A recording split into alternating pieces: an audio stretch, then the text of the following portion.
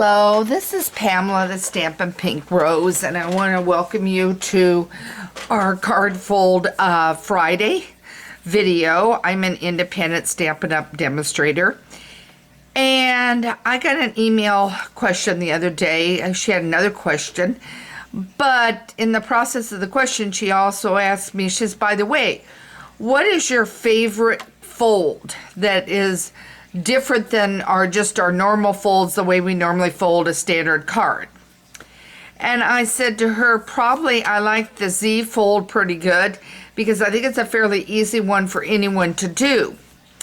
So Julie, I thought I'd go ahead and bring back the Z fold today for you, and thought we could do it. And as I said, it's a quick card. It gives you something different to send to somebody special.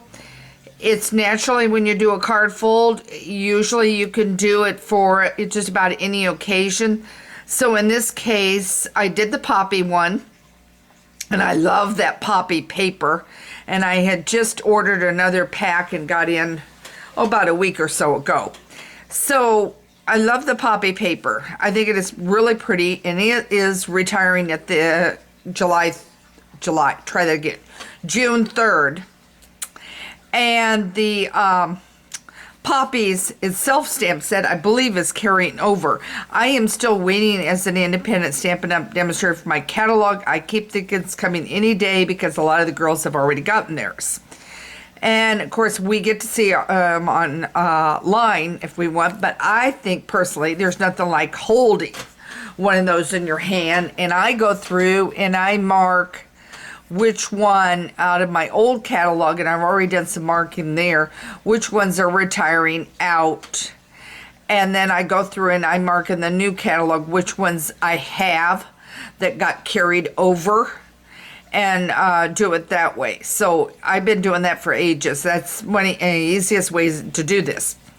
So if you get the catalog and you've got a lot of stamp sets, and as you order and get new ones in, you can mark then in there what you have. If you are sharing with a daughter-in-law or a mother, then you can also note what they have.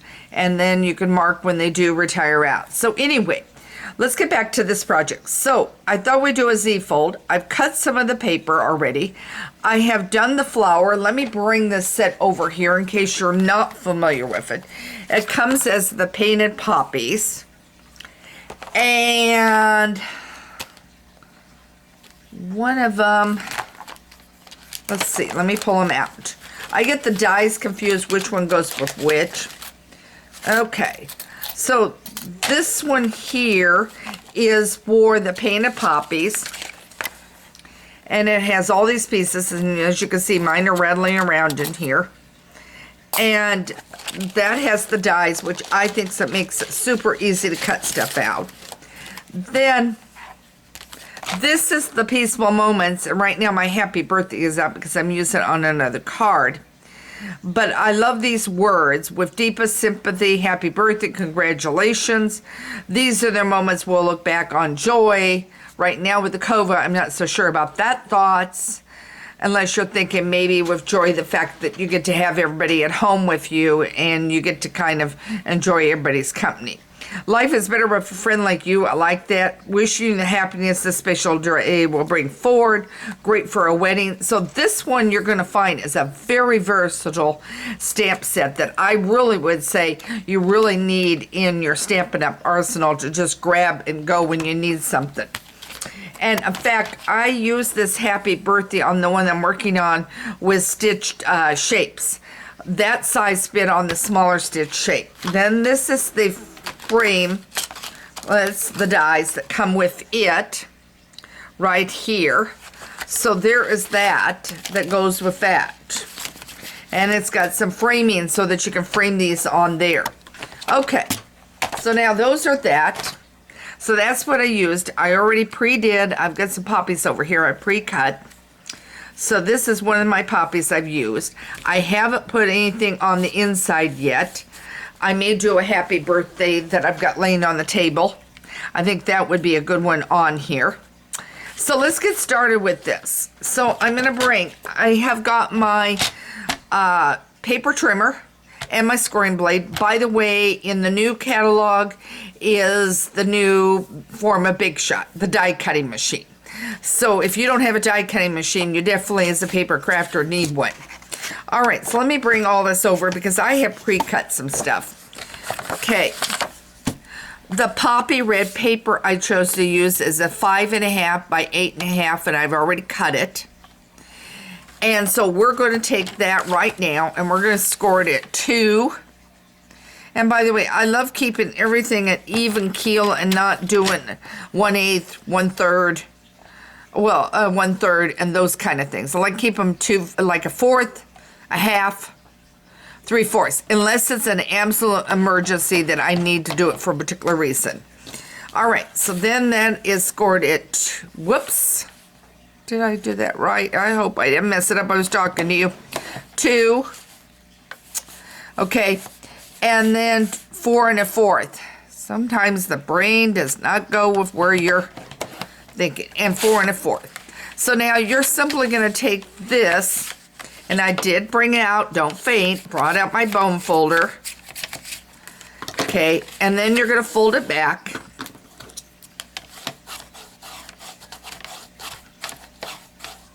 Okay. All right, and then I have a white piece that is 3 3/4 by 6.5, and I will have these on my blog site, Stampin' Pink Rose, those measurements. So you can hop on over there and you can get all the measurements there too. So now I'm going to score this at 2. I have got a cat that has been on a tirade of meows all day long. I got a piece for a while. She was sleeping, and now she's back up. Okay. Now, what did I do wrong again? This should be 6.5. Let me double check it. Make sure I didn't cut it. Okay, yep. All right. My eyes today have been crazy. Okay. Now it is at 6.5. Okay, I apologize. It didn't make any difference on the other end. So it's 6.5. Now when I fold it back, it looks like this. Now I'm going to set that up there.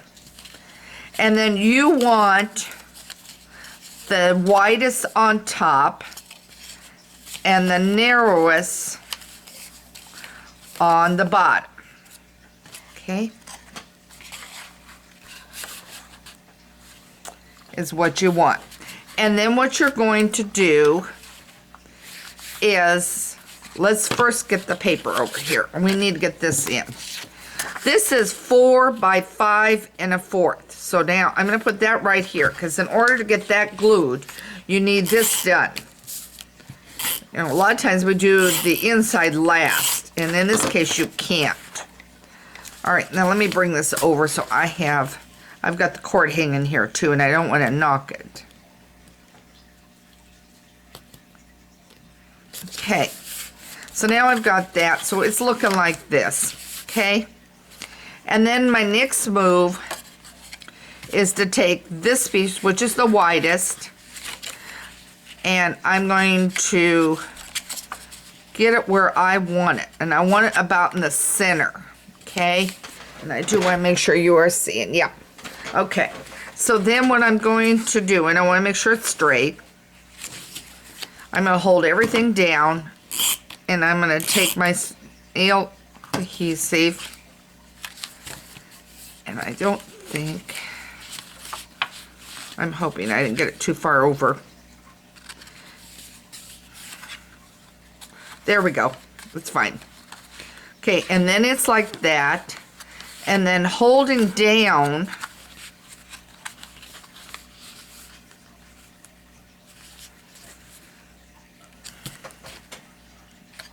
just like this, which I think I got it a little crooked. There we go. Not by much. And then holding down this, okay, I will take it and I will flip it, and I will snail it again, okay? And that's the back side.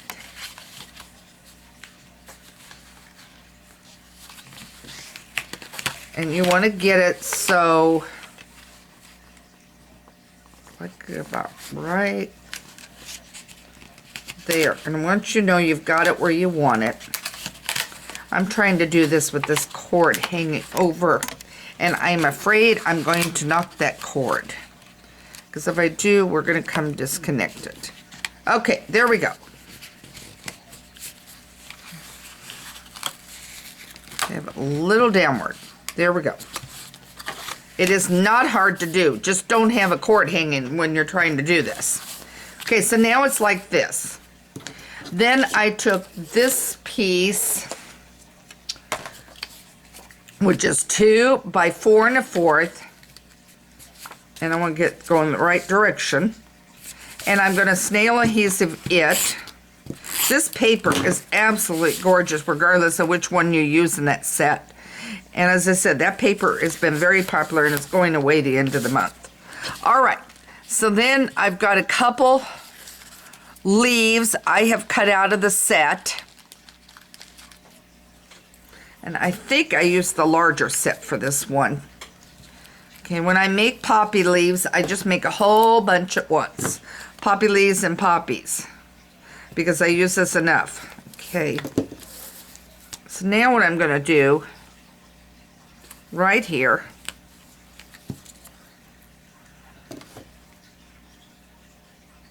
okay, and right here,